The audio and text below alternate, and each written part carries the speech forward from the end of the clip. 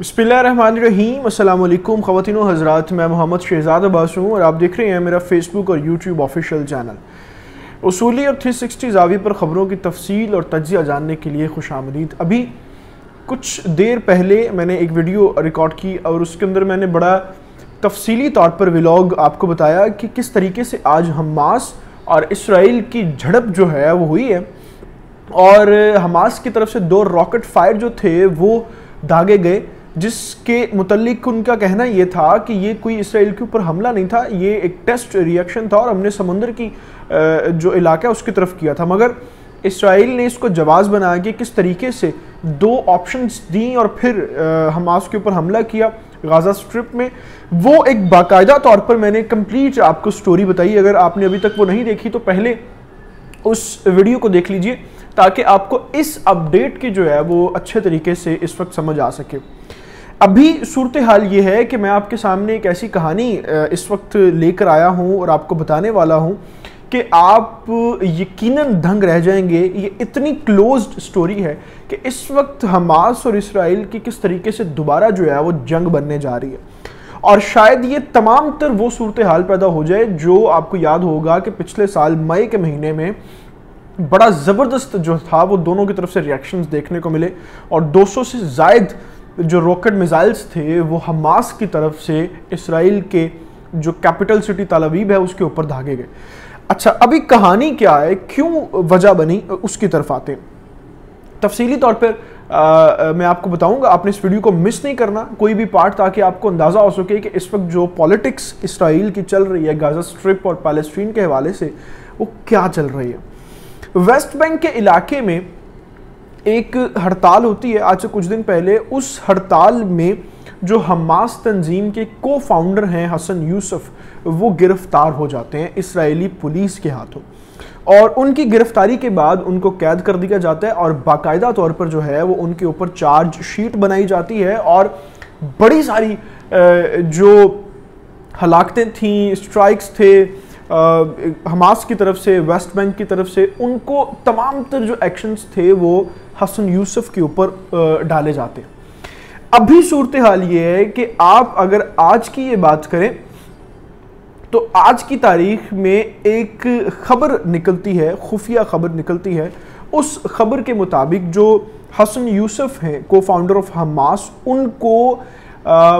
Court में पेश किया जा रहा है इसराइली कोर्ट में 1 से 2 रोज़ के अंदर। यानी 1 से 2 रोज़ के अंदर जब उनको कोर्ट में पेश किया जाएगा तो ये जितने भी दहशतगर्द एक्ट उनके ऊपर लगे होंगे वो सारे जो हैं अदालत में दिए जाएंगे और उसके बाद उनको ऐन मुमकिन है कि फांसी दी जाए। ये वो खबर है कि जिस तरीके से ये खबर लीक हुई, इस खबर के लीक होने के बाद हमास ने जो है वो बाकायदा तौर पर प्लानिंग शुरू कर दी कि हमने किस तरीके से अपने को फाउंडर को बचाना है और उस प्लानिंग की आड़ में उस फैक्ट्री के अंदर जो असलहा बारूद वो तैयार कर रहे थे या जिस तरीके से वो अपनी प्रिपरेशंस कर रहे थे उसके ऊपर इसराइल ने फिर एयर स्ट्राइक की। ये वो मेजर इस वक्त की खबर है जो मैं आपके सामने शेयर कर रहा हूं, जिसकी वजह से इसराइल ने आज गाज़ा स्ट्रिप के ऊपर स्ट्राइक की। अब आगे क्या होने जा रहा है वो भी सुन लें, जो कि इससे भी ज़्यादा ख़तरनाक सूरत हाल पैदा कर सकता है। अभी सिचुएशन ये है कि अगर इसराइली जो पुलिस है उसकी तरफ से हसन यूसुफ को नहीं छोड़ा जाता और हसन यूसुफ के खिलाफ कार्रवाई की जाती है और जितने केसेस हैं उनको बना के उनको फांसी की तरफ लेकर जाया जाता है, तो होगा क्या। हमास ने इस वक्त जो है वो बाकायदा तौर पर 2 से 3 मुख्तलिफ एरियाज़ के अंदर, जो इसराइल के मुख्तलिफ एरियाज़ हैं उनके अंदर अपने बाकायदा जो है वो मंसूबे बना रखे हैं जिनसे वो इसराइल के ऊपर अटैक्स करेंगे। और इन मंसूबों को जानते हुए इजिप्ट की तरफ से, इजिप्ट की जो गवर्नमेंट है उसकी तरफ से इसराइली हुकूमत के साथ रब्ता किया गया और उन्होंने ये इसराइल और गाज़ा के दरमियान जो अभी मामलात चले हैं उसकी जो वायलेशंस है उसको कम करने की अपील की है। और इस तमाम तर सारी सूरत हाल के अंदर तल अवीव के अंदर जो है वो एक स्पेशल मीटिंग भी हुई और उस मीटिंग के अंदर जो है वो इजिप्ट के जो नुमाइंदे थे, ऑफिशियल्स, उन्होंने कहा कि अगर ये सीज फायर ओपन होता है तो इसका इसराइल को बड़ा नुकसान हो सकता है। अब आप इस खबर के साथ जो है वो अंदाज़ा लगाएं कि इजिप्ट जो है वो अगर किसी गज़ा की तरफ से ऐसी खबर को जानता है, ऐसे मंसूबों को जानता है कि जो उनके इस वक्त इसराइल के खिलाफ दागे जा सकते हैं, तो ये वो बुनियादी वजह है जिसको लेके वो इसराइल कैपिटल तल अवीव में पहुंचा और उसने कहा है कि ये सीज़ फायर जो है वो भी बंद कर दें और गज़ा के साथ आप कोई भी इस वक्त हरकत ना करें, और अगर आपने हसन यूसुफ के खिलाफ भी कोई कार्रवाई करनी है तो उसको डिले कर दें, क्योंकि अगर ये शुरू हो जाता है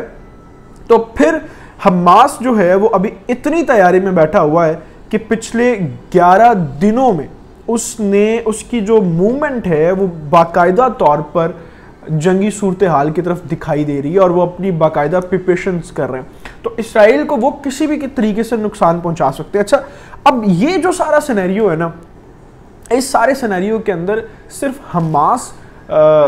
मुश्किल में नहीं डाल सकता इसराइल को। इसराइल के लिए हमास को इतनी बड़ी मुश्किल खड़ी नहीं कर सकता। असल मसला जो है वो उसको ईरान की तरफ से होगा। अब यहाँ पर स्टोरी ये सुनने को आ रही है और चैमगोइयाँ ये हो रही हैं कि ये सारी सूरत हाल जो है वो ईरान की तरफ से पैदा की गई है और ईरानी जो हैं वो इसराइल को हमास के साथ कॉन्फ्लिक्ट्स में करके खुद या तो दो फ़ायदे ले सकते हैं। एक तो फ़ायदा ये ले सकते हैं अपनी एटमी तनसीबात के ऊपर जो है वो हिफाजती अपने सारे मामलात कर लें, और दूसरा कि इन सारे हालात के अंदर वो इसराइल के ऊपर अटैक भी करते। ये वो खबर है अंदर की कहानी कि जो इस वक्त इसराइल के कॉन्फ्लिक्ट्स के साथ जुड़ी हुई है, और इस तमाम तर सूरत हाल को देखते हुए लग ये रहा है कि आइंदा